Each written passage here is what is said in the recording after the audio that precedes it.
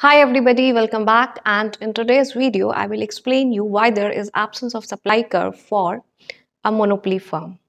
The concept of supply curve is applicable for perfectly competitive firm which is a price taker firm, and the firm exercises no control over the price of the product. In fact, the price of a product is determined by market forces of demand and supply, and the firm adjusts its output accordingly.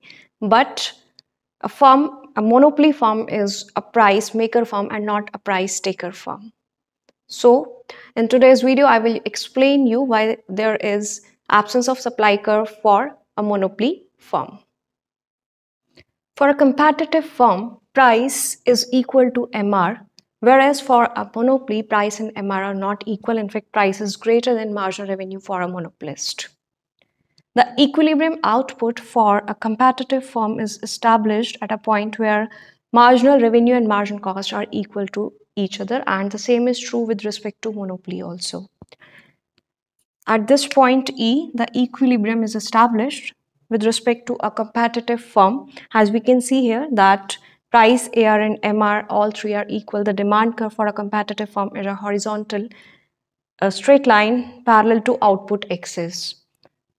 Then if price increases to P1 for this competitive firm, the new equilibrium is established at E1 and the output now is Q1.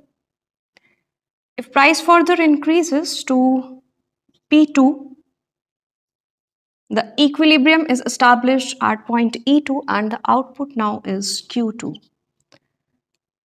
So here this marginal cost curve, we can also represent it as the supply curve for a price taker firm, and it basically we can see here that it traces a unique output and price relationship.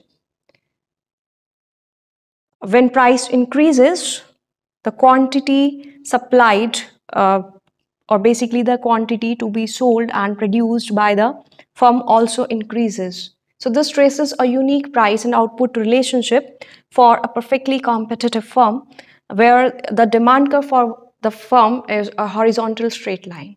But the same is not applicable for a monopoly.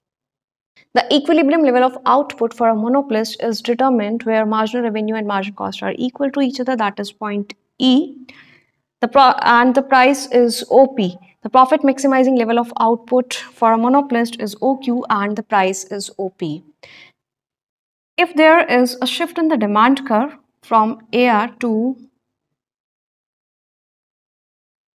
let's say, AR1, and the corresponding marginal revenue curve is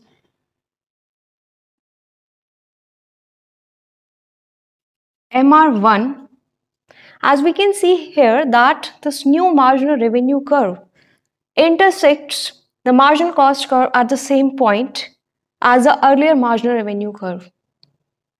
So the equilibrium output will remain same for the monopolist OQ, but there will be a change in the price.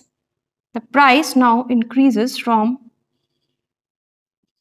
OP to OP1. That means even though there is a change in price but no corresponding change in quantity. So no unique price and output relationship could be traced here. And if price increases, quantity supplied will also increase.